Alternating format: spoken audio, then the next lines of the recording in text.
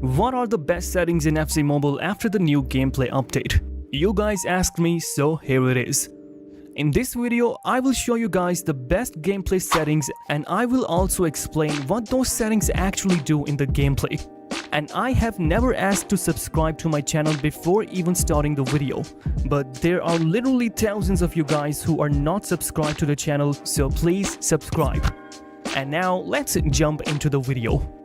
The first setting that you can see is the virtual stick size. You can either choose it to be small or large. I would suggest you guys to turn this setting on because having the virtual stick size larger is really helpful. It basically gives you more and better control. So you must turn this on. The second one is floating virtual stick. If you turn this setting off, the virtual stick will not actually follow your finger. Your finger will have to follow its movements. And I'm going to play this skill game to show you guys how it actually affects the gameplay. As you can see, I'm not able to get the coins properly because my player is not moving as I want him to. And that is because I have floating virtual stick off. Because this setting is off, my finger has to follow the virtual stick and it doesn't offer me much control. And as you can see here, since the floating virtual stick is on, I am able to control my player more fluidly. So you must turn this setting on as well. The next one is button size and you can either choose it to be small or large. I personally prefer to have it large because I'm never looking at my buttons when I am using the commands. So having the buttons in large size really helped my muscle memory reach them more accurately. So I would suggest you guys to have the button size as large. Next up is large button spacing. So if you turn this setting on, there will be huge spaces between the buttons. And I honestly don't like this. I like to have normal button spacing because it avoids mistapping on the button that you don't want to tap on. So turn this setting off. Next up is game controls. If you turn this on, the virtual stick will go on the right side and the skill move buttons will go on the left side. I guess it'll only work for you if you have always played like this. So normally you would want to turn this off. Next up is gestures only, and I don't think you should turn this on because if you turn this setting on, then the shoot, pass and through buttons will be disabled. And not having those on the screen is already so unusual and it also gives you less control on the field. So turn this setting off as well. Next up is change attack direction at halftime. If you are someone who always likes to attack from the left side, then I guess you should turn this on. But I guess if you're a football fan like me, then you should turn this on because it is really fun to attack from both sides of the pitch one by one. Next up is display visual feedback.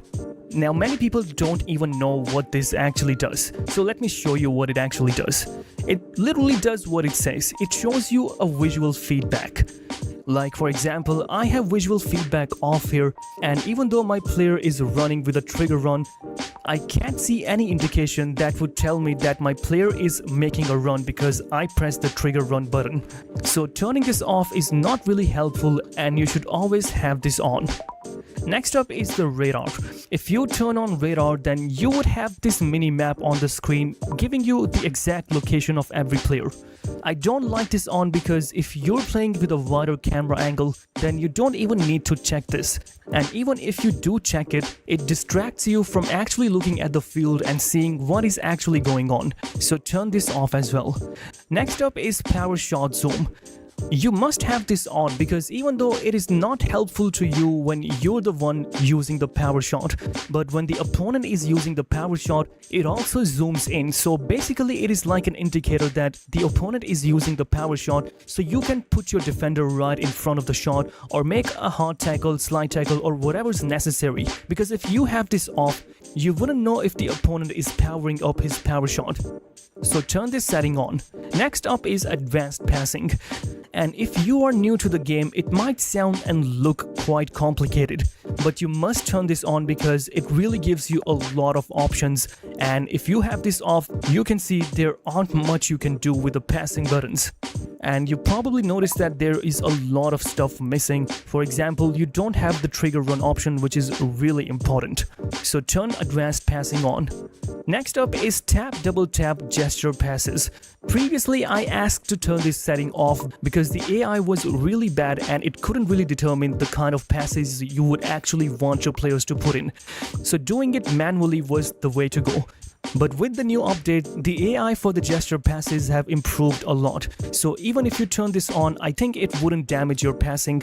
But if you're already used to manually using the gesture passes, then I guess turning this on doesn't really matter. Next up is fast power-up rate. You must have this setting on because it allows you to charge your passes and shots more rapidly. Next up is autoplay, and I think you should have this on because in case your internet connection gets interrupted or you have to do something while you're still in the match, I think autoplay will be really helpful. So turn this setting on as well. Next up is auto pass and shoot. Players dribble, pass and shoot without user input. So it integrates with the autoplay, and if you're not controlling the virtual stick, the players will not only move automatically, but they will also dribble, pass and shoot. So if you have autoplay on, you must have auto pass and shoot on as well. Next up is crossing assistance, and let me tell you something, it doesn't work.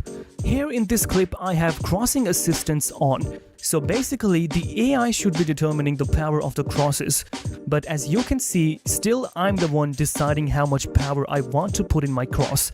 So it is not really working, so turn this on or off, it doesn't matter. Next up is player auto switch, and I want you to turn on player auto switch as well as turn on player auto switch mode so that the auto switch occurs in all situations. Now I know what you guys are thinking. Didn't I say in my defending guide that you should have all the auto switching options off? I want you to go into the settings and turn off auto switching. Well, yes, I did.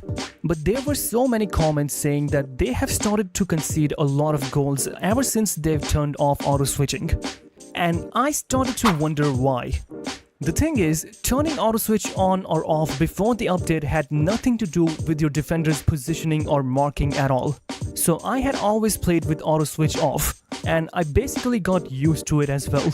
But ever since the update, I have been struggling a lot with my defense, and even though I had Van Dijk in my defense, who is basically the best center back in the game, I was still struggling a lot with my defense.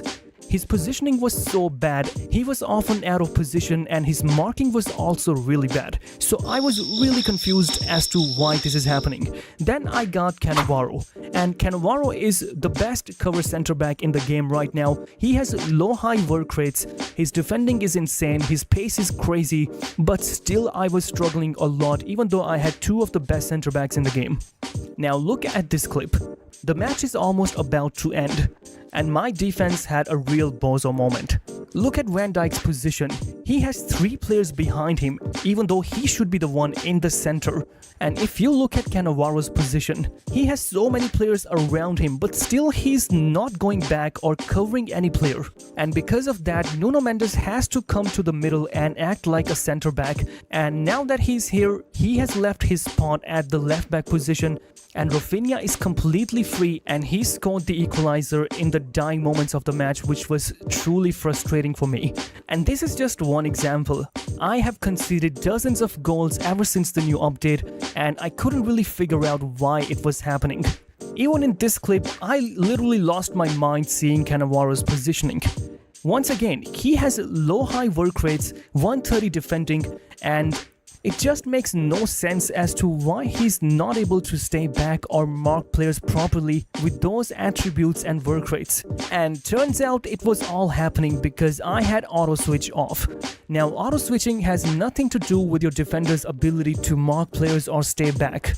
But for some reason, if you have auto switch off, the algorithm will also dumb down your defender's ability to mark players properly or work according to their work rates.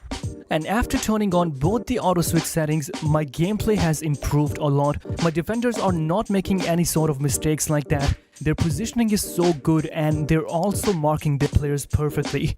So clearly somehow the auto switch feature is integrated with your defenders too. And if you wanna test this out yourself, be my guest, but I have played 70 plus matches in this week alone just to test this out. So you gotta have some faith in me. And that is why you should have auto switch on so you don't get into this trouble.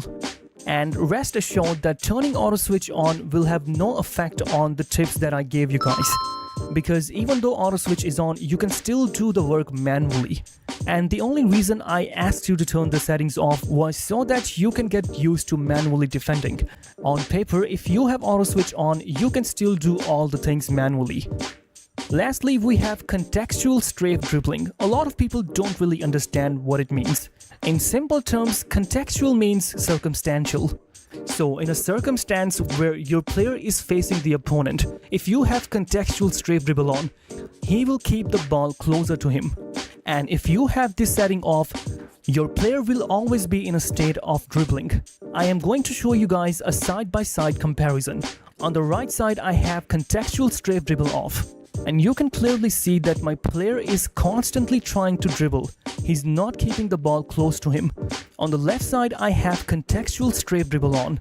And you can see that my player is keeping the ball closer to him and is not trying to dribble past the opponent. It's a very little difference and I don't know if you guys can even tell. But if you're someone who likes to keep the ball close and have more control over the game, then you should turn this setting on. If you're someone who prefers to perform quick skill moves, then I guess you should turn this off. For me personally, I like to have it on because I like to have more control. Also, if you double tap on the joystick, you can also perform manual strafe dribbling and it is much more effective too. So that is the end of this video. I hope this video will help you guys out and I also hope that the auto switch dilemma is finally solved and answered. Don't forget to like this video, comment down your thoughts, and I will see you guys in the next video.